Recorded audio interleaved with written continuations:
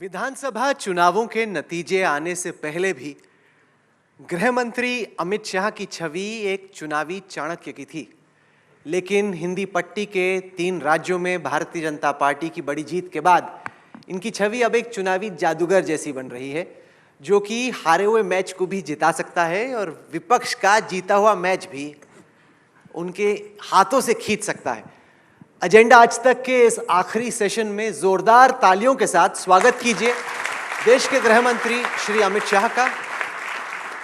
Bharatiya Janata party की बड़ी जीत के बाद यह अमित शाह जी का पहला इंटरव्यू है। बहुत बहुत स्वागत है आपका अमित भाई। सबसे पहले आप हमारे दर्शकों को यह बताएं कि क्या आपको यह लगता है कि सेमीफाइनल जीतने के बाद फाइनल का रास्ता पहले से अब ज्यादा आसान हो गया है?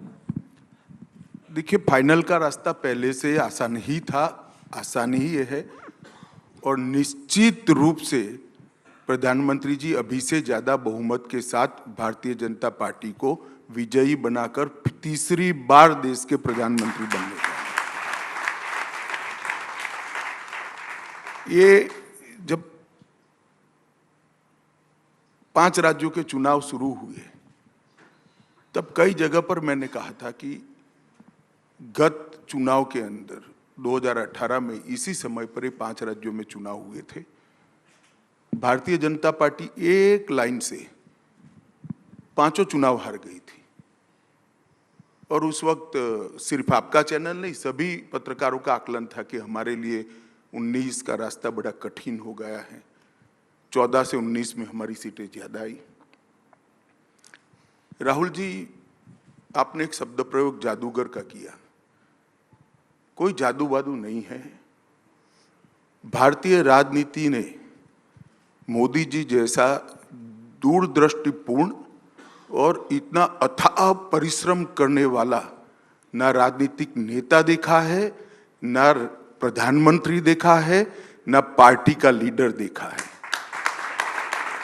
मोदी जी ने राजनीतिक नेता के रूप में राजनीति के अंदर लोकतांत्रिक मूल्य और शुचिता को प्रस्थापित करने के लिए 10 साल के अंदर बहुत प्रयास किए।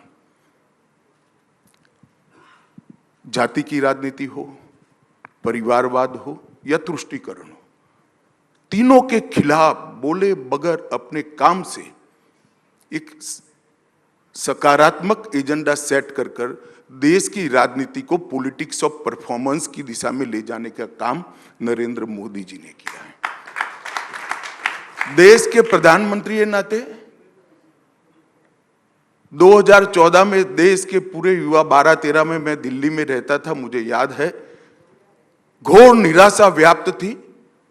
आज हम यहां पर खड़े हैं 2024 की शुरुआत में और देश का युवा अमृत काल में प्रवेश कर 2047 में भारत को सर्वोच्च स्थान पर पहुंचाने के नए आत्मविश्वास के साथ आगे बढ़ रहा है। तो बहुत बड़ा कंट्रीब्यूशन है। और पार्टी के नेता के नाते प्रधानमंत्री जी ने प्रधानमंत्री रहते हुए पार्टी का कोई दायित्व न होते हुए बूथ अध्यक्ष से लेकर राष्ट्रीय अध्यक्ष को अपने परिश्रम से और अपने मार्गदर्शन से हमेशा प्रेरित किया और कैडर को जस की तस रखा। कैडर में नया जोम पड़ा, पीढ़ी परिवर्तन भी उनके नेतृत्व में हुआ और पार्टी अपने उच्चतम सफलता के शिखरों पर जब थी, इससे भी कई गुना आगे लेकर आगे के लक्ष्य तय कर रही है। शायद ही किसी नेता में ये तीनों प्रकार के कॉम्बिनेशन देखने को मिले हैं कि जो युगदृष्टा भी हो, अथाह परिश्रमी भी हो और सार्वजनिक शुचिता को ऊंचाइयों पर ले जाने वाला नेता हो। मैं मानता हूं कि न केवल भारत, दुनिया भर की डेमोक्रेसी के इतिहास में ये तीनों क्षेत्र के अंदर बरोबर 10 साल तक अपने आप को पीछे रखकर, देश को आगे रखकर, अपने आप को पीछे रखकर, पार्टी को आगे रखकर, अपने आप को पीछे रखकर, सिद्धांतों को आगे रखकर अगर किसी ने इस प्रकार से नेतृत्व किया है तो ऐसा उदाहरण मिलना बहुत असंभव है। आप जो हमेशा ढूंढते रहते हो कभी मेरा चश्मा लेकर ढूंढ लो तो मालूम पड़ जाएगा जीत का एकमात्र कारण है नरेंद्र मोदी, नरेंद्र मोदी और नरेंद्र मोदी। विधानसभा चुनाव के नतीजे आने से पहले जो पोल आ रहे थे, बीजेपी के इंटरनल सर्वेस भी आ रहे थे साल के बीच में, वो बीजेपी को कांग्रेस से पीछे दिखा रहे थे, खासतौर से मध्य प्रदेश में, कुछ हद तक छत्तीसगढ़ में भी। अभी कांग्रेस भी सर खरोच रही है, वो भी समझ रही है कि उनको तो लग रहा था कि हम जीत ही चुके हैं। वो नहीं समझ पाएंगे, आप चिंता मत करो। क्या किया आपने कि उनको अभी तक नहीं समझ में आ रहा कि हारे कैसे और आप जीते कैसे? क्योंकि उन बार बार कांग्रेस के वरिष्ठ नेता बोल रहे हमारा वोट बैंक जस के तस है। देखिए, ऐसा है कि नरेंद्र मोदी जी ने 10 साल में लगभग 13 करोड़ लोगों को गरीबी रेखा से ऊपर लाने का काम किया है। 60 करोड़ लोगों को नरेंद्र मोदी जी ने बेसिक सुविधाएं प्रदान कर दी हैं। चाहे घर के अंदर शौचालय हो, नया घर ही देना हो, बिजली पहुंचानी हो, गैस का सिलेंडर देना हो, मुफ्त अनाज देना हो, 5 लाख तक की स्वास्थ्य की सारी सुविधाएं देनी हो, आधार कार्ड देना हो, उसको बैंक अकाउंट देना हो और सारी सरकारी सुविधाओं को ऑनलाइन ट्रांसफर करना हो। ये सारा जो किया है, इसके सबसे ज्यादा बेनिफिट पाने वाले जो राज्य हैं वो ये 3 राज्य हैं, क्योंकि इन्हीं 3 राज्यों को बीमारू राज्य माना जाता था। बीमारू राज्य का जो कंसेप्ट किसी व्यक्ति ने बनाया था, उसमें बिहार, उत्तर प्रदेश, राजस्थान और मध्य प्रदेश था, और यही 3 राज्य थे जो बीमारू माने जाते थे। आज वहां पर डेवलपमेंट दिखाई पड़ता है और लोग ढेर सारी सुविधाओं में किसी के साथ अपने जीवन को बसर कर रहे हैं और आगे का सपना लेकर अपने परिवार को आगे बढ़ाने के लिए काम करें। मैं मानता हूं कि इसका हमारी जीत का बहुत बड़ा कारण ये जो हमारे लाभार्थियों की नई फौज मोदी जी ने खड़ी की है। और मोदी जी कहते हैं कि देश में एक ही जाति है, वो गरीब की जाति है। और ये जो नया कंसेप्ट है गवर्नेंस का, इसने भारतीय जनता पार्टी को बहुत बड़ा फायदा पहुंचाया है। और संगठन में भी ये 3 राज्य हमारे सबसे पुराने और अच्छे संगठनों में से एक हो, ऐसे 3 राज्य एक से बढ़कर एक हो, तो मोदी जी की लोकप्रियता ने जो बड़ा नया वोट बैंक खड़ा किया था, उसको समेटने में हमारा संगठन सफल रहा है। सर, आप कहते हैं कि एक ही जाति है गरीबी, मोदी जी कहते हैं केवल 4 जातियों की वो चिंता करते हैं, उसके अलावा उनको और किसी चीज़ की फिक्र नहीं। लेकिन भारतीय जनता पार्टी जब मुख्यमंत्री तय करती है तो छत्तीसगढ़ में दलित उठाती है, मध्य प्रदेश में ओबीसी उठाती है, राजस्थान में आपने एक ब्राह्मण को मौका दिया। तो आप भी तो ये पूरी सोशल इंजीनियरिंग कह रहे हैं। मतलब एक तरफ आप कहते हैं कि जातियों की अहमियत नहीं, 4 ही जातियां हैं, लेकिन आप तय करते हैं जाति के आधार पर भी। देखिए, आप इतने बड़े बड़े शब्द प्रयोग मत करिए, सोशल इंजीनियरिंग ये वो। अब ये देश की राजनीति ऐसे नहीं चलती है। 130 करोड़ लोगों का एक गुलदस्ता है। भारतीय जनता पार्टी जब इतने सारे राज्यों में शासन कर रही है, तो समाज के हर हिस्सों को अपना प्रतिनिधि दिखाई पड़ना चाहिए। इस तरह से भारतीय जनता पार्टी ने अपना संगठन भी बनाना चाहिए और चुने हुए प्रतिनिधियों के रिप्रेजेंटेटिव और नेता भी इसी तरह से तय करने चाहिए। मैं नहीं मानता ये किसी प्रकार का अपीसमेंट है, ये जन भावनाओं को एड्रेस करने का लोकतांत्रिक तरीका है। सर, तीनों राज्यों में भारतीय जनता पार्टी के पास कद्दावर पूर्व मुख्यमंत्री या वर्तमान मुख्यमंत्री थे। आपने फिर भी पीढ़ी बदलकर नए नेताओं को मौका दिया। जब आप तय कर रहे थे कि किसको अगली बार कप्तान बनाना है और क्यों, आपके, नड्डा जी के, प्रधानमंत्री मोदी के जहन में क्या चल रहा था? किन किन फैक्टर्स को आपने ख्याल में रखा कि किसको तय करना है? देखिए, सबसे पहले भारतीय जनता पार्टी के लिए सबसे कद्दावर उसका अदना कार्यकर्ता होता है। जो छोटे से छोटा कार्यकर्ता है वो सबसे कद्दावर है। हमारी पार्टी में सबसे बड़ा कद्दावर नेता हमारा सामान्य कार्यकर्ता है और ये सब जो सिलेक्ट हुए हैं हमारे अच्छे कार्यकर्ता हैं। तो ये जो अभी आप जिक्र कर रहे हो कद्दावर नेता, वो भी तो कभी कार्यकर्ता थे, मैं भी कभी कार्यकर्ता था, बूथ का अध्यक्ष था। जब पार्टी समग्रता से विचार कर नेतृत्व तय करती है तो इसके कई पैरामीटर्स होते हैं और वो हमारा सीक्रेट है, उसको सीक्रेट ही रहने दीजिए। आपने कप्तानी का मौका तो दिया एक ऐसे बैट्समैन को जो कि अब तक कप्तान नहीं रहा, कभी उन्होंने सोचा भी नहीं होगा कप्तान बनेंगे। आपको कैसे मालूम कि कप्तानी करके इतने बड़े स्टेट को चला पाएंगे? देखिए, फैसले करने पड़ते हैं। जब भारतीय जनता पार्टी की आला कमान ने मोदी जी को मुख्यमंत्री बनाने का फैसला किया, तब मोदी जी सरपंच का भी चुनाव नहीं लड़े थे। एमएलए छोड़ दो, सरपंच का भी चुनाव नहीं लड़े थे और उनको एक बहुत संपन्न राज्य का मुख्यमंत्री बनाया गया था। तो फैसले लेने पड़ते हैं और नेतृत्व तो इसी तरह से निकलता है। अभी जो लोग मुख्यमंत्री थे, हमारे तीनों नेता, वो भी कभी ना कभी पहली बार ही तो आए थे, ऐसा तो नहीं था। हर कार्यकर्ता पहली बार आता है। आपने इस बार 21 सांसदों को चुनाव लड़ाए, 12 जीते 9 हारे।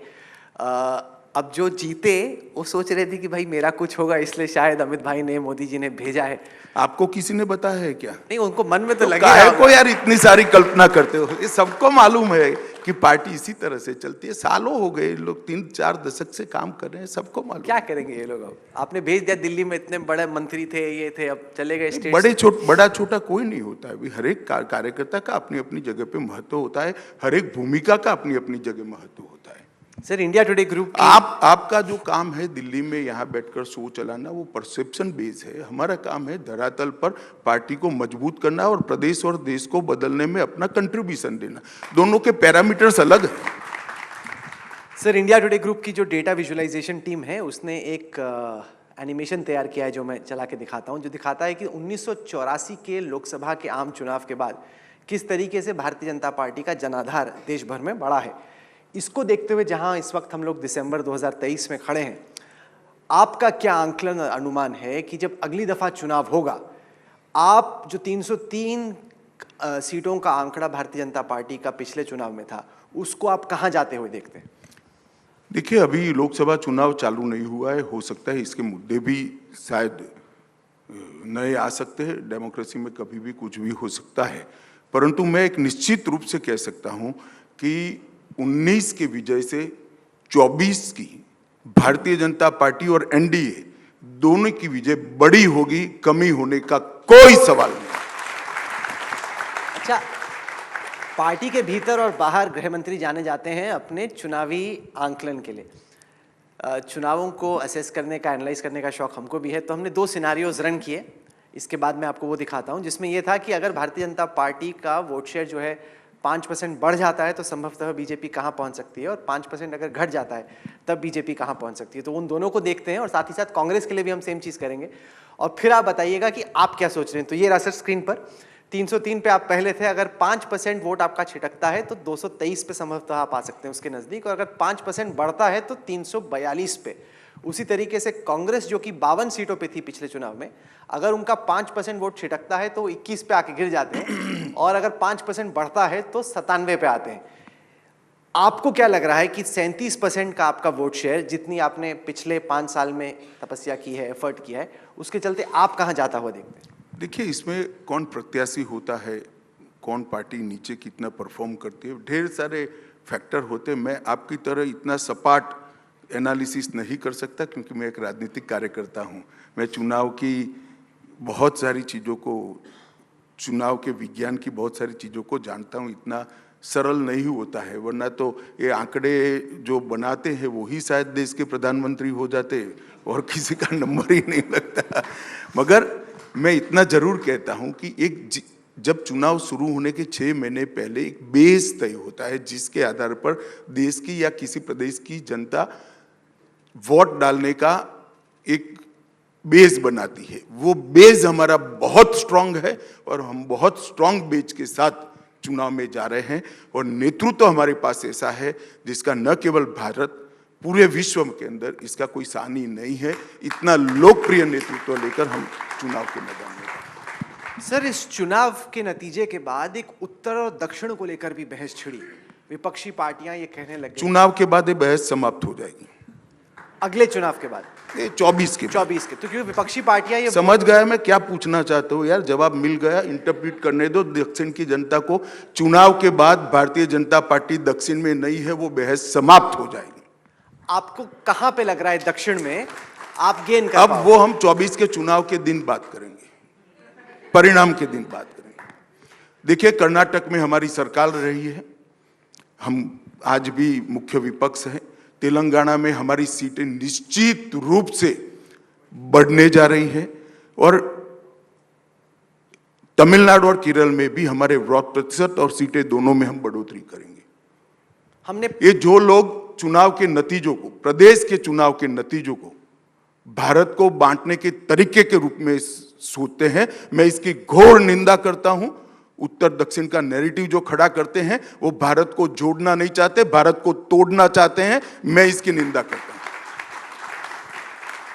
हमने 5 ऐसे राज्य आइडेंटिफाई किए, क्योंकि ज्यादातर जो राज्य हैं जहां पे आपकी कांग्रेस से टक्कर है वहां पे स्थिति अलग है। लेकिन बिहार जहां आप 17 सीटें लड़े थे, 17 जीते थे, कर्नाटक जहां 28 में से आप 25 जीते, महाराष्ट्र जहां समीकरण अब बहुत बदल चुके हैं, 48 में से आप 23 निकाले, पश्चिम बंगाल 42 में से 18 आपने निकाली थी। देखिए, ये सारी चीजें राजनीतिक परिवर्तनों के कारण ये आंकड़े जनरेट हुए हैं। बिहार एनडीए लड़ा था और हमारी स्थिति अच्छी थी। कर्नाटक में हम अच्छे ही थे। महाराष्ट्र में एनडीए निकाल लो, उस वक्त शिवसेना हमारे साथ थे। बाद में हमें 6 देकर उद्धव जी मुख्यमंत्री बनने के लिए हमारे साथ दगा कर कर वहां गए। महाराष्ट्र की स्थिति भी अच्छी थी। तो ये तो नेता चले गए, जनता हमारे साथ है, परिणाम देख लेना, सुपड़ा साफ हो जाएगा। तो आपका इंटरनल लक्ष्य क्या है? जैसे आपने गुजरात में रखा था 150 पर, इंटरनल आपका टारगेट, क्योंकि राजीव गांधी का 84 का रिकॉर्ड है 404 का, क्या आप उस तरह से एम कर रहे हैं? देखिए, ऐसा है राहुल जी, आपका दायित्व है कि आपके शो में मैं कोई आंकड़ा बता दूं और ये बड़ा वायरल हो, परंतु मैं ऐसा नहीं कर सकता, क्योंकि मैं जिम्मेदारी के साथ हमेशा बोलता हूं। 6 महीने पहले लक्ष्य कोई तय नहीं कर सकता, परंतु मैं निश्चित रूप से मानता हूं जिस बेस पर हम चुनाव लड़ने जा रहे हैं, बेस हमारा काफी स्ट्रांग है, और जिनके नेतृत्व में हम चुनाव लड़ने जा रहे हैं उसका न केवल भारत, दुनिया में कोई सानी नहीं है। सबसे सफल नेतृत्व में हम लड़ने जा रहे हैं, मोदी जी के नेतृत्व में लड़ने जा रहे हैं। आपने बार बार मोदी जी की लोकप्रियता का जिक्र किया, और यह हकीकत भी है कि भारतीय जनता पार्टी की बड़ी जीत में जहां सिर्फ लोकप्रियता नहीं है, श्रद्धा है लोगों की कि व्यक्ति भारत को महान बना पाएगा, महान बनाने के कगार पर पहुंचा दिया है, और आगे का रास्ता यही तय करा सकता है। लोगों की अटूट श्रद्धा है, सिर्फ लोकप्रियता नहीं है। लोकप्रियता तो कई बार इधर उधर होती है, मगर जब श्रद्धा पैदा होती है तो उसका टूटना बहुत दिक्कत होती है। उसी पे नहीं चाहता हूं, क्योंकि जब अंतर्राष्ट्रीय ट्रैकर्स में तुलना करते हैं, न केवल राहुल गांधी से और ममता बनर्जी से, अरविंद केजरीवाल से, बल्कि दुनिया के तमाम नेताओं से, तो प्रधानमंत्री मोदी की मॉर्निंग कंसल्ट जैसे जो ट्रैकर्स हैं उनमें 76% लोकप्रियता है। और अगर आप देखें अंतर्राष्ट्रीय स्तर पर भी ऐसा कोई नेता नहीं है जो इनकी लोकप्रियता के नजदीक आ रहा है। जब आप तुलना करते हैं किसी और नेता से, आपका क्या आंकलन है कि ऐसा क्यों है कि 9.5 साल बाद भी लोकप्रियता का आलम ये है? क्योंकि ये व्यक्ति ने कभी अपने लिए कुछ नहीं किया। मैं तो एक कदम आगे कहने जाता हूं, इस व्यक्ति ने अपने दल के लिए भी कुछ नहीं किया। जो भी किया देश के लिए किया, देश के गरीबों के लिए। क्योंकि मैंने तो देखा है जब कठोर फैसले लिए जाते थे, मेरी पार्टी के कार्यकर्ता भी कहते थे हमारी वोट बैंक हर्ट होती है, परंतु देश के अंदर परिवर्तन के लिए जब ये फैसले जरूरी होते हैं, मोदी जी ने पार्टी की वोट बैंक की भी चिंता नहीं की, देश की जनता को सामने रखकर कठोर फैसले लिए, और इसका परिणाम है कि हर पैरामीटर्स में आज भारत सबसे आगे है। एक जो आपने कहा कि कठोर फैसला लेना पड़ता है, उनमें से एक था कि फ्रीबीज हम नहीं देंगे, कि विपक्षी पार्टियां जो हैं बहुत फ्रीबी देती हैं, हम फ्रीबी के खिलाफ हैं। लेकिन फिर हमने इसी चुनाव में देखा कि भारतीय जनता पार्टी ने भी अलग अलग राज्यों में तमाम ऐसी घोषणाएं की जिनको कि फ्रीबी कहा ही जा सकता है, क्योंकि आप भी मुफ्त में ही दे रहे हैं।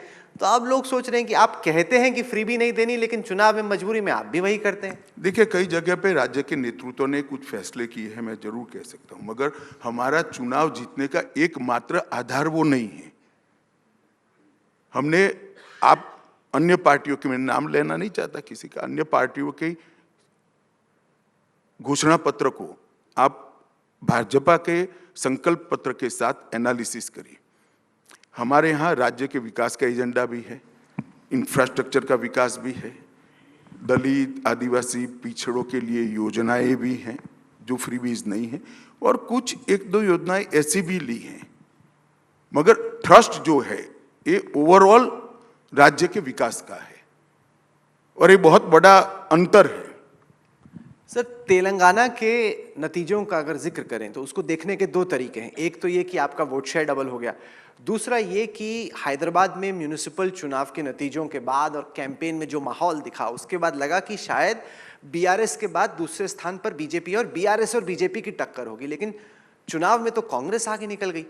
इसको आप कैसे देखते हैं, क्योंकि आपको लग रहा था कि कर्नाटक के बाद तेलंगाना दूसरा बड़ा राज्य हो सकता है बीजेपी के लिए। देखिए, मैं आपको बताता हूं, कई बार ऐसा होता है कि कई चुनाव कौन आए इसके लिए वोटिंग नहीं होती, कौन जाए इसके लिए वोटिंग होती है। और मुझे लगता है कि कहीं ना कहीं ये चुनाव में भी ऐसा हुआ है। हमारी पार्टी का प्रदेश यूनिट और केंद्र में नड्डा जी ने कुछ 2-3 लोगों को काम किया है। हम इसका गंभीरता से विश्लेषण कर रहे हैं और इस पर जरूर आत्मचिंतन करेंगे कि क्या हुआ पार्टी को सो कॉल्ड सेटबैक, क्योंकि भारतीय जनता पार्टी इसको सेटबैक इसलिए नहीं मानती है कि हम तो भाई बहुत 1950 में हमारे पास कुछ नहीं था, इससे इतनी बड़ी पार्टी बना, अनेक चुनाव हारे हैं और जमानतें जब्त होने के बाद भी पार्टियां देते हुए नेता मैंने देखे हैं 1980 में। तो हमारे लिए कोई बड़ी बात नहीं है, मगर हम बड़े विश्वास के साथ मैं आपको कह सकता हूं कि तेलंगाना में लोकसभा चुनाव में सबसे बड़ी पार्टी भारतीय जनता पार्टी होगी और सबसे ज्यादा सीटें भी भारतीय जनता पार्टी। आपको लग रहा है कि 4 से बढ़ेगा आपका? नहीं, क्योंकि हाल में हमने कांग्रेस में देखा है कि वो भी कुछ जो ऐसे चुनावी स्ट्रेटेजिस्ट हैं जो कि बीजेपी में पहले हुआ करते थे मोदी जी के साथ वगैरह, उनको ला रहे हैं। क्या कुल मिला के जब आप विपक्ष की तैयारी को देखते हैं, आपको लग रहा है पहले से बेहतर कैंपेन मैनेज कर रही है कांग्रेस? देखिए, मैं कांग्रेस पार्टी को एडवाइस नहीं दे रहा, मैं एक मेरा विश्लेषण कह रहा हूं। जो कैंपेन मैनेजर होते हैं वो पार्टी का लोड कम करने के लिए होते हैं, चुनाव जिताने के लिए नहीं होते हैं। चुनाव तो नेतृत्व का जनता का नेतृत्व पर कितना भरोसा है और कौन कार्यकर्ता कितनी शिद्दत से काम करता है वो ही जिता सकता है। अब स्थिति कुछ पार्टियों की ऐसी हो गई है कि कैंपेन मैनेजर के अलावा और कोई चारा ही नहीं है, नेतृत्व विश्वास खो बैठा है, कैडर तितर बितर हो गई है, तो उनके लिए तो कैंपेन मैनेजर ही नैया पार कराने का एक। भारतीय जनता पार्टी में ऐसा नहीं है।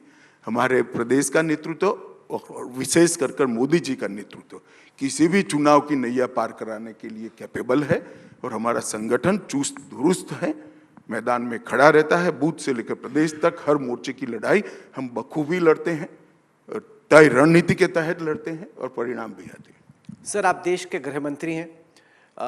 संसद भवन में पार्लियामेंट अटैक की बरसी पर एक बार फिर से एक ऐसा वाकया हुआ जिसको लेकर देश में लोग सोच रहे हैं कि अरे नहीं, पार्लियामेंट की बिल्डिंग में ये आखिरकार क्या हुआ। सबने उन तस्वीरों को देखा। देश के गृह मंत्री के तौर पे आपको अब तक क्या पता चला है कि ये कौन लोग हैं, कैसे आए, क्यों आए और क्यों ये चूक हुई?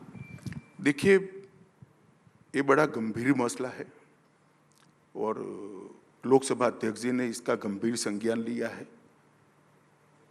विपक्ष इस पर राजनीति कर रहा है। मैं ऐसा नहीं कह रहा कि इसमें कहीं ना कहीं कोई चूक नहीं हुई, चूक निश्चित हुई, तभी तो घटना हुई है, परंतु इस पर राजनीति करे। सबको मालूम है कि पार्लियामेंट सिक्योरिटी लोकसभा अध्यक्ष के तहत रहती है।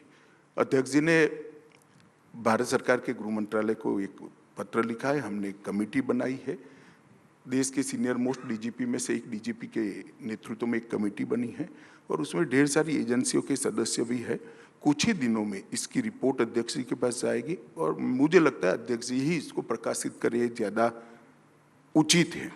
ऐसी जितनी भी घटनाएं हुई, करीब करीब 40 घटनाएं हुई, जिसमें पर्चा डालने से लेकर, नारा लगाने से लेकर, पिस्तौल लेकर अंदर आ जाना, सदन के अंदर कूद जाना, ये तक की घटनाएं हुई और हर बार लोकसभा अध्यक्ष ने ही इसका संज्ञान लिया है और अध्यक्ष जी ने एक कमेटी बनाकर इसकी जांच करी है।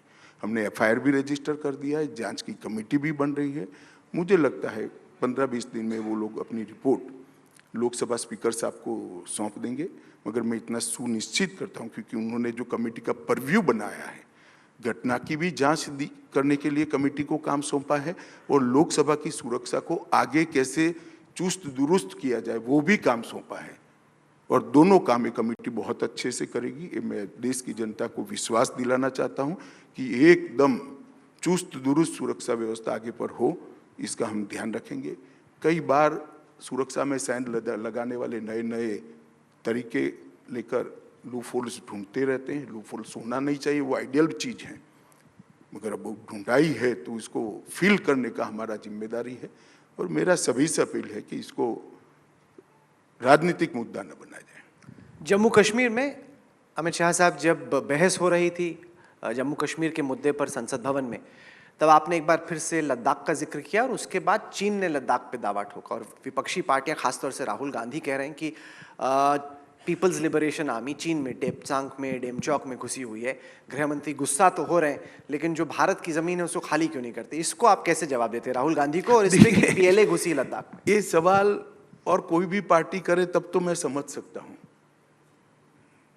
राहुल जी नहीं कर सकते, क्योंकि देश का इतिहास है कि सबसे ज्यादा बड़ा हिस्सा इस देश ने कभी गंवाया है तो उनके परनाना के समय में गंवाया है, और कांग्रेस पार्टी की पॉलिसियों के कारण गंवाया है। इतिहास है इसका। उनको शायद जो डाउनलोड करने वाले लोग हैं, कागज देने वाले लोग हैं, वो 90 के आगे का नहीं देखते हैं। देश 47 में आजाद हुआ है और बड़ा हिस्सा कांग्रेस शासन में रहा है। कांग्रेस पार्टी किसी भी लिहाज से भारतीय जनता पार्टी और विशेषकर नरेंद्र मोदी सरकार को देश की सुरक्षा के बारे में सलाह देने की पोजीशन में ही नहीं है।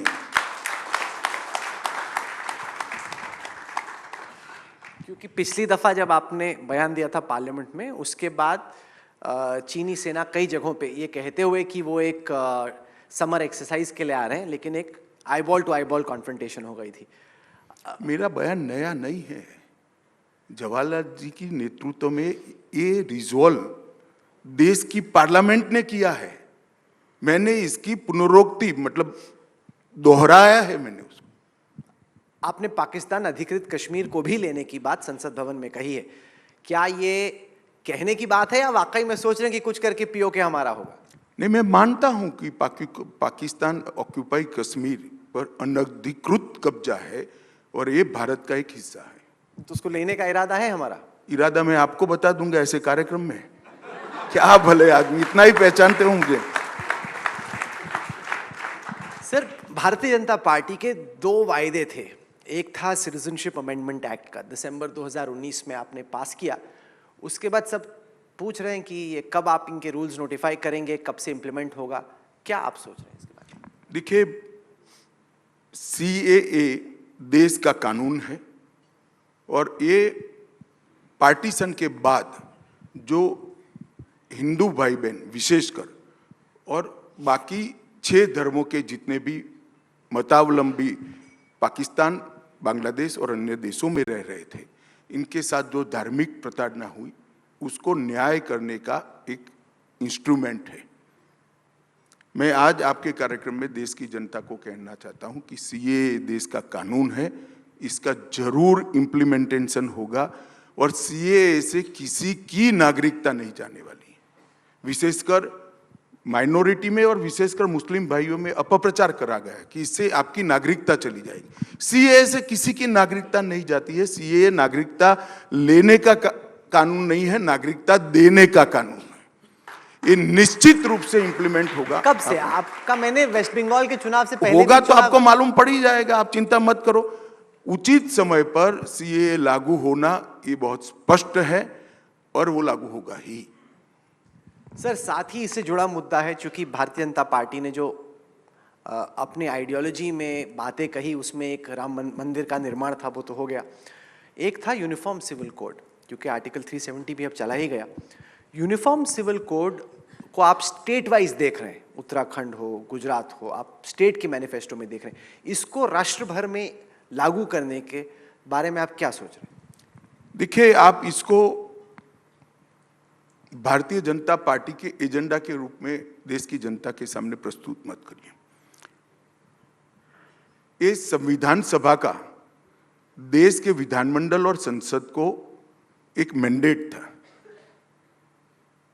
Directive principles of state policy अनुच्छेद 44 में हमारी संविधान सभा ने कुछ ऐसी चीजें रखी थी जो आजादी के तुरंत बाद संविधान सभा जिसको इंप्लीमेंट नहीं कर पाई, तो उसको अनुच्छेद 44 के माध्यम से directive principle of state policy में लिया गया और यूनिफॉर्म सिविल कोड उसमें से एक है।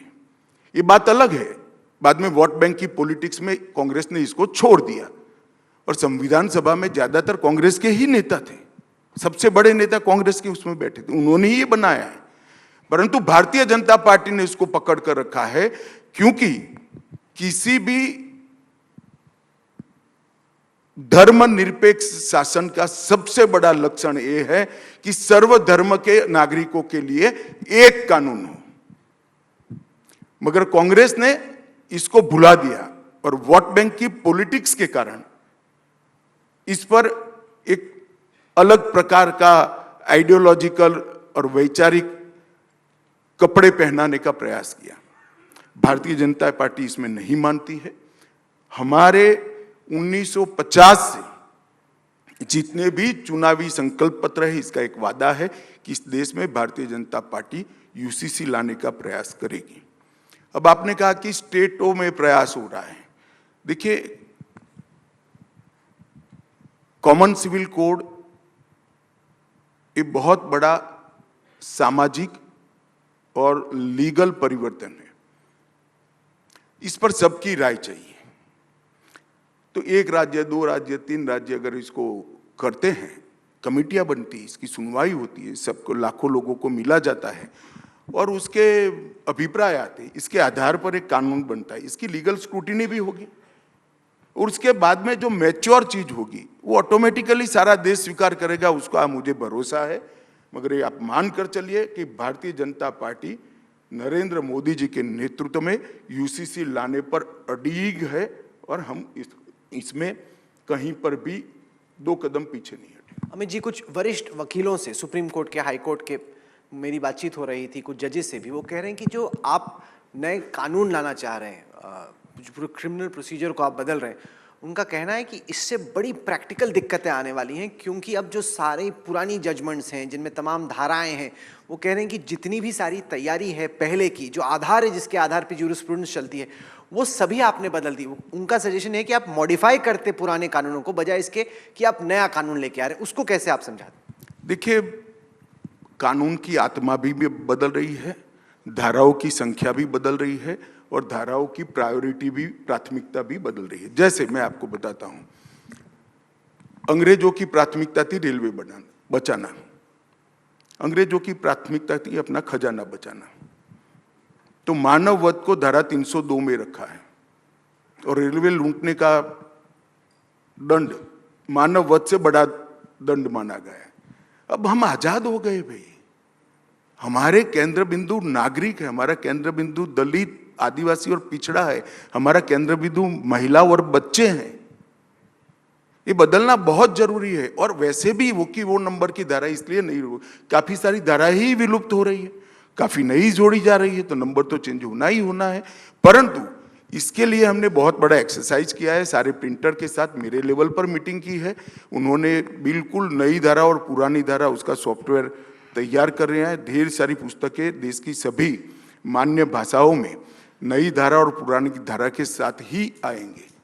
तो शुरुआत में थोड़ी दिक्कत होगी। मैं सभी अपने एडवोकेट्स को विनंती करना चाहता हूं कि भाई थोड़ा मेहनत करना पड़ेगा, हम भी करते हैं, आप भी करिए और आप भी करिए, उनको फिर पढ़ाई करनी पड़ेगी। जो स्पिरिट से हम इस कानून को ला रहे हैं, और मैं इतना विश्वास के साथ कह रहा हूं राहुल जी कि ये कानून आने के बाद इसमें कुछ परिवर्तनों के लिए समय दिया गया है, जैसे ऑनलाइन कोर्टों को करना, पुलिस स्टेशन ऑनलाइन हो चुके इसके साथ कनेक्ट करना, एफएसएल को इसके साथ कनेक्ट करना, जेल को इसके साथ कनेक्ट करना, एफएसएल को कंपलसरी करना। एक सब होने के बाद किसी भी प्रकार के क्रिमिनल केस में 1 साल के अंदर न्याय देने का हमारा जो स्वप्न है वो 10 साल के अंदर पूरा हो जाएगा। ये मैं देश की जनता को विश्वास देता हूं। ये बहुत बड़ा मोदी जी का एक इनिशिएटिव है जो आने वाले 100 साल तक न्यायिक दंड प्रक्रिया को, क्रिमिनल जस्टिस सिस्टम को एक नई दिशा देने वाला है और हम एक नए युग में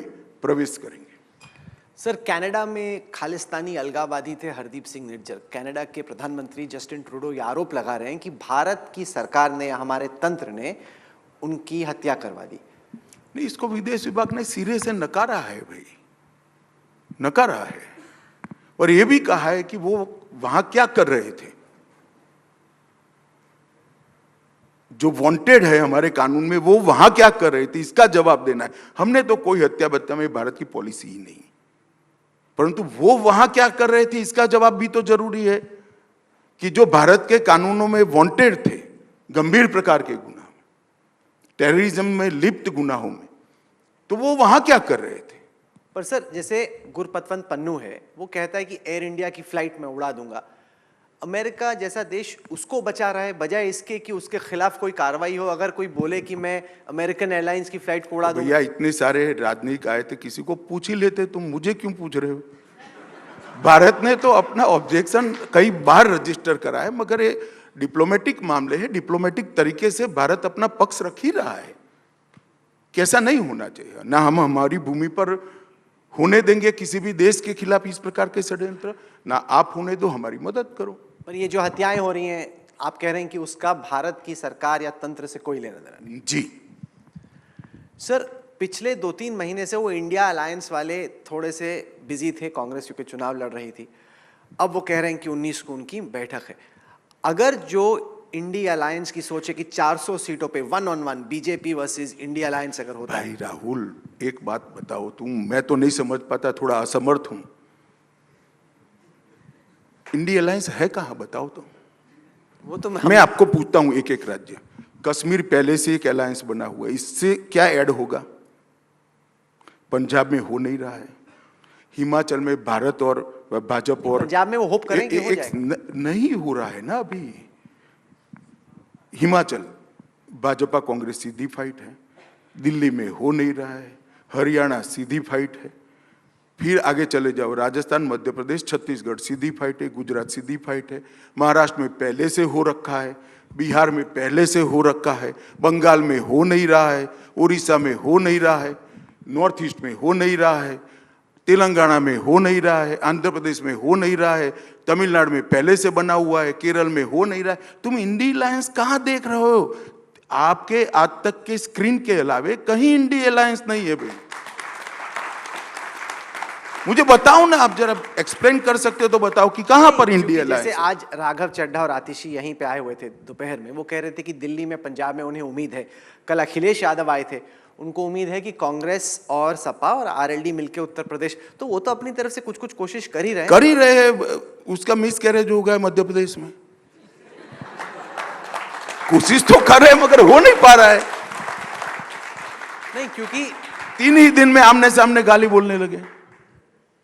आपने मध्य प्रदेश का जिक्र किया। एक जो ट्रेंड चुनावों में देखने को मिल रही है वो ये कि कांग्रेस का वोट जहां पे था लगभग वहीं पे है, बीजेपी का वोट शेयर चढ़ा है क्योंकि आपने रीजनल पार्टी से, क्षेत्रीय पार्टियों से, इंडिपेंडेंट से आपने वोट खींचे हैं। क्या आपको लगता है कि ये जो बाइपोलैरिटी हो रही, कि 2 धड़ों में लड़ाई होगी, ऐसा है भाई। देखो आप लोग, ये सर्वे वाले का ये वोट, इसका कोई वोट किसी का नहीं होता है, कोई पार्टी की वोट पर मलकियत नहीं होती है। हर चुनाव में पार्टी का परफॉर्मेंस और नेतृत्व पर विश्वास जो होता है, और कार्यकर्ता स्थानीय होते हैं, इसके भरोसे चुनाव होता है। कोई वोट पर किसी की मालिकी नहीं है। और मैं दूसरी बात आपको कहना चाहता हूं, इस देश की जनता ने ढेर सारे अलायंस देखे। मैं आपको बताता हूं, राजनीतिक स्वार्थ के कारण चुनाव के वक्त आइडियोलॉजिकल समानता के बगैर कोई अलायंस करता है तो देश की जनता बहुत परिपक्व है, इसके स्वार्थों को पहचानती है, और ऐसा नेतृत्व सिलेक्ट करेगी जो भारत को 2047 में संपूर्ण विकसित राज्य बना सके, एक महासत्ता बना सके। ऐसे नेतृत्व को पसंद करेगी, और वो नेतृत्व नरेंद्र मोदी जी है, और वो party Bharatiya Janata party. Sir, आपने कहा कि नॉर्थ साउथ का कोई मसला नहीं है, लेकिन दक्षिण के राज्यों में एक बड़ा सवाल है डीलिमिटेशन को लेके, कि 2026 के बाद कभी ना कभी आपको डीलिमिटेशन करना पड़ेगा। और उनको चिंता यह है कि जो दक्षिण के राज्यों की सीटें हैं वो कम हो जाएंगी, उत्तर के राज्यों में चूंकि जनसंख्या ज़्यादा है वहाँ की सीटें बढ़ जाएंगी। कुछ आंकड़े मेरे साथ हैं, ये अमेरिका के एक पॉलिटिकल स्कॉलर हैं मिलन वैष्णव, उन्होंने किए। हालांकि यार तुम बार बार अमेरिका इंग्लैंड क्यों चले जाते हो? यहाँ कोई स्कॉलर नहीं मिलता है तुझे? यहाँ किसी ने किया ही नहीं है। यहाँ का कोई स्कॉलर तो ढूंढो यार, बंगाल का ढूंढो, महाराष्ट्र का ढूंढो, पंजाब का ढूंढो। खैर बताओ। सवाल ये है कि ये जो बहुत बड़ी चिंता है दक्षिण के राज्यों में कि हमारी देखिए, मैं सीटें कम आपको होंगी। बता देता हूं, पहले भी ये मसला आया था। भारतीय जनता पार्टी दक्षिण के राज्यों की चिंता के साथ सहमत है। सबने मिलकर, सभी दलों ने मिलकर इसका समाधान जरूर ढूंढना चाहिए और ये संवेदनशीलता के साथ डिलिमिटेशन करना चाहिए। ये आप बड़ी बात बोल रहे हैं क्योंकि आपका कहना है कि ये नई बात नहीं है। हमारे लीडर फ्लोर पर बोल चुके हैं, अरुण जेटली जी और सुषमा स्वराज दोनों बोल चुके हैं। नहीं, क्योंकि वो लोग जब सुनेंगे तो बड़े राहत महसूस करेंगे क्योंकि अभी अरे भाई, तुम सवाल मत करो, राहत है ही है। अच्छा, सवाल खड़े मत करो। ये बोल चुके हैं, हम वहां फ्लोर पर बोल चुके हैं हमारे नेता। सर, जब आपने 3 राज्यों में नए मुख्यमंत्रियों का चुनाव किया तो एक सवाल ये खड़ा हुआ कि क्या दिल्ली में जो आला कमान है वो ऐसे नेताओं को पसंद करता है जिनको कंट्रोल करना ज़्यादा आसान है, जो कि इतने जन आधार के नेता ना, जिनका खुद का मैस फॉलोइंग ना हो, जिनको आप बता पाएं कि क्या करना, ऐसा है क्या? देखो भाई, ऐसे मैं पार्टी की निर्णय की प्रक्रिया के बारे में चर्चा करना नहीं चाहता, मगर हर कार्यकर्ता कभी न कभी नया होता है। हर कार्यकर्ता कभी न कभी नया होता है। और आप अभी जो 3 मुख्यमंत्री बने हैं, इनको जनाधार बगैर के नेता नहीं मान सकते, क्योंकि हमारी संविधान ने जनाधार का एक प्रक्रिया बनाया है। यहाँ प्रेसिडेंशियल इलेक्शन नहीं होते हैं, विधायक चुने जाते हैं और विधायक अपना नेता चुनते हैं। तो विधायक का जनाधार ये नेता के साथ होता है। और ये तीनों लोगों को पार्टी ने पर्याप्त मौका दिया है। तीनों लोग एक एक चुनाव हारे हैं और तीन बार पार्टी ने ही उनको नेता बनाया, ऐसा नहीं है। आप ट्रेनिंग में बहुत विश्वास करते हैं अपने कार्यकर्ताओं की, अपने नेताओं की। अगर अभ्यास वर्ग में आप हमारे दर्शकों को कुछ बताएं कि आप कैसे इनकी ट्रेनिंग करेंगे, अच्छा मुख्यमंत्री क्या बना जाए, अमित शाह की क्या मास्टर क्लास है तीनों के? देखिए भाई, अभी तो इतना ही है कि मोदी जी ने गवर्नेंस का एक एजेंडा सेट किया है, संविधान की स्पिरिट के साथ, गरीब कल्याण की भावना के साथ और राज्य की कानून और व्यवस्था और इंफ्रास्ट्रक्चर के विकास के साथ गवर्नेंस होना चाहिए। वो मॉडल को जो फॉलो करता है, सक्सेसफुली जमीन पर उतारता है, वो अच्छा नेता माना जाएगा। सर, भारत की जो अर्थव्यवस्था है, हाल के जो सेकेंड क्वार्टर के जीडीपी के नतीजे आए उसमें उम्मीद से बेहतर परफॉर्मेंस आई, लेकिन एक जो बड़ा सवाल उठ रहा है वो ये है के शेप्ड रिकवरी का, कि क्या के शेप्ड रिकवरी यानी कि जो इनकम पिरामिड के ऊपर की तरफ लोग हैं, क्या अमीर और अमीर हो रहे हैं? क्या गरीबों को उतना जो आपकी स्कीमें हैं उतना फायदा पहुंचा पा रही कि उनकी आय क्या उस हिसाब से बढ़ रही है? इसको कैसे आप देखिए, एक बार समझ लीजिए, आजादी के बाद किसी एक 10 साल में सबसे ज्यादा संख्या गरीबी रेखा की ऊपर आई है तो वो मोदी जी के 10 साल में आई है। 13 करोड़ लोग गरीबी की रेखा के बाद। और भारत के ढेर सारी एजेंसियां तो ये कह ही रही है, आप मान जाओ, इसलिए विदेश की एजेंसियां भी ये कह रही है। सबसे ज्यादा आजादी के 75 साल में अगर कभी गरीबी रेखा से ज्यादा लोग ऊपर आए हैं, और बहुत ज्यादा मतलब डबल के आसपास है, ये इस 10 साल में है। और जहां तक इनकम का सवाल है, एवरेज इनकम के अंदर 72,000 से लेकर 72,000 पहले थी और अब कुछ 1 लाख से ऊपर हम पहुंच चुके हैं, काफी आगे बढ़ चुके हैं। तो एवरेज इनकम भी बड़ी है। और सबसे बड़ी बात है कि सभी लोगों को बैंक अकाउंट मिला है, सभी लोगों को टॉयलेट मिला है, सभी लोगों को फ्री ऑफ कॉस्ट खाने का मतलब 5 किलो अनाज मिल रहा है, सभी लोगों को 5 लाख तक की सारी स्वास्थ्य सुविधाएं पहली बार देश में फ्री मिल रही हैं, सभी लोगों के घर में गैस का सिलेंडर है, सभी लोगों के घर में नल से जल पहुंचाने का, शुद्ध पीने का पानी पहुंचाने का प्रयास हुआ है, और सभी लोगों के घर के अंदर स्वच्छता के लिए भी ढेर सारे कार्यक्रम लिए गए हैं। और कोऑपरेटिव मंत्रालय, हमारा सखी मंडल, सेल्फ हेल्प ग्रुप्स और ढेर सारे इनिशिएटिवों से उनको स्वरोजगार की दिशा में जाकर, आप कल्पना कर सकते हो कि 1 करोड़ लखपति दीदी, कितना बड़ा ट्रांसफॉर्मेशन है। जिस महिला ने कभी ये सोचा ही नहीं था, वो आज विश्वास के साथ संवाद कर रही है देश के प्रधानमंत्री के साथ। मैं तो भौचक रह गया ट्राइबल महिलाओं को मोदी जी के साथ बात कर कर। मैं तो जमीन में घूमने वाला कार्यकर्ता हूं, मगर मैं भी इतना महसूस नहीं कर पाया था कि इतना बड़ा ट्रांसफॉर्मेशन हुआ है। जिस विश्वास के साथ मोदी जी के साथ वो बात करी थी ट्राइबल महिलाएं, मैं भौचक रह गया। आपने महिलाओं को एक वोट बैंक बना दिया है। पहले वो जैसे परिवार में बाकी वोट पड़ता है वैसे देते थे, अब ज्यादा कई सारी महिलाएं अपने हिसाब से सोच के वोट डाल रही हैं। ये बड़ा फर्क पाते हैं बीते चुनावों में और हाल के चुनाव में। वोट बैंक ढूंढते रहो। मोदी जी ने इस देश को हर क्षेत्र के अंदर आगे बढ़ाया।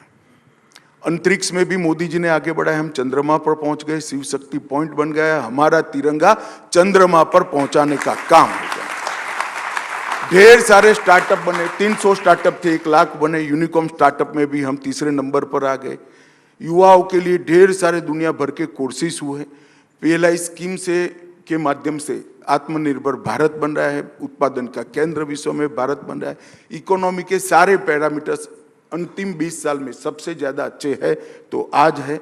शेयर बाजार के सभी सूचकांक, सभी रिकॉर्ड, अपने ही समय के रिकॉर्ड खुद फिर से तोड़ रहे हैं। गरीब कल्याण की हर योजना हुई है। इरिगेशन का रकबा बढ़ा है। इंफ्रास्ट्रक्चर में पहली बार 10 लाख करोड़ से ज्यादा खर्च किसी बजट में हुआ है तो नरेंद्र मोदी सरकार में हुआ है और इंफ्रास्ट्रक्चर आगे बढ़ा है। R&D को बढ़ावा मिल रहा है। डिफेंस अभेद बनाया गया है। देश की सीमाओं की सुरक्षा को न केवल मजबूत करा गया, अंतिम गांव को पहला गांव बनाने का नया कंसेप्ट नरेंद्र मोदी जी लाए हैं। स्वास्थ्य सुविधाओं को कभी भी इतने प्रायोरिटी के साथ नहीं लिया गया था।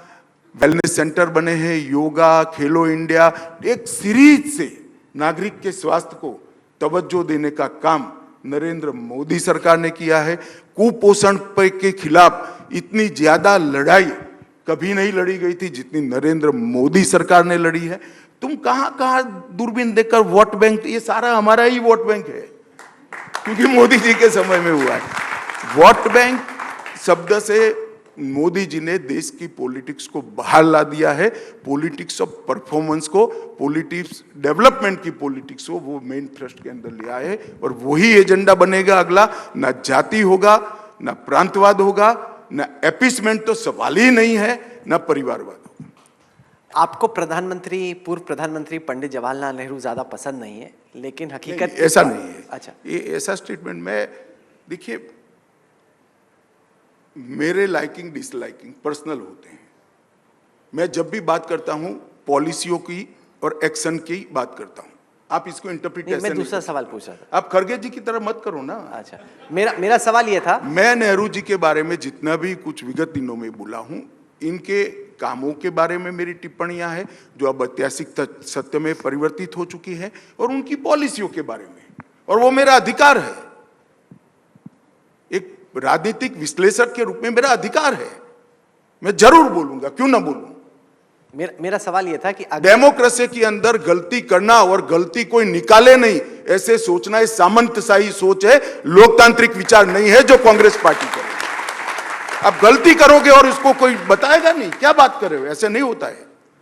अगर प्रधानमंत्री मोदी और भारतीय जनता पार्टी 2024 का चुनाव जीतती है तो अब पंडित नेहरू का जो कीर्तिमान है 3 दफा जीतने का, उसको एक बार इक्वल कर रहे हो, क्योंकि भारत में कोई भी प्रधानमंत्री तीसरी बार नहीं चुना गया। देखिए, इस तरह के रिकॉर्ड में हम विश्वास नहीं करते हैं। हम परफॉर्मेंस में विश्वास करते हैं, एक पवित्र उद्देश्य में विश्वास करते हैं और जनता के एजेंडा में विश्वास करते हैं। मुझे लगता है कि तीनों हमारा स्पष्ट है, इसलिए मोदी जी का तीसरी बार प्रधानमंत्री बनना बिल्कुल निश्चित दीवार पर लिखा हुआ मैं पढ़ रहा हूं, और बड़े मार्जिन के साथ। आपका एजेंडा क्या रहेगा 2024 का? अगर आपकी तीसरी दफा सरकार बनती है तो जो इस वक्त तमाम आपको लोग आज तक पर, इंडिया टुडे पर, टेलीविजन पर, डिजिटल पर, सोशल पर, सब जगह देख रहे हैं, उन करोड़ों लोगों को आप क्या कहना चाहेंगे?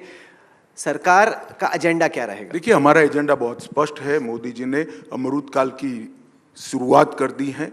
2037 में भारत हर क्षेत्र के अंदर दुनिया में सर्वोच्च स्थान पर हो, देश की सुरक्षा अभेद हो, देश के युवाओं को वैश्विक मंच पर खड़ा रहने के लिए सभी प्लेटफॉर्म सरकार उनको दे पाए, देश का इंफ्रास्ट्रक्चर दुनिया में 1 नंबर का हो, देश के गरीब से गरीब व्यक्ति का स्वास्थ्य, पोषण और रोजगारी की चिंता हो। हमारा एजेंडा बहुत स्पष्ट है। महान भारत की रचना एकमात्र एजेंडा भारतीय जनता पार्टी का है, जो मोदी जी के नेतृत्व में निश्चित रूप से हम पूरा करेंगे, इसका मुझे विश्वास है। मेरे साथी सुप्रिय प्रसाद हैं, वो सवाल पूछना चाहते हैं।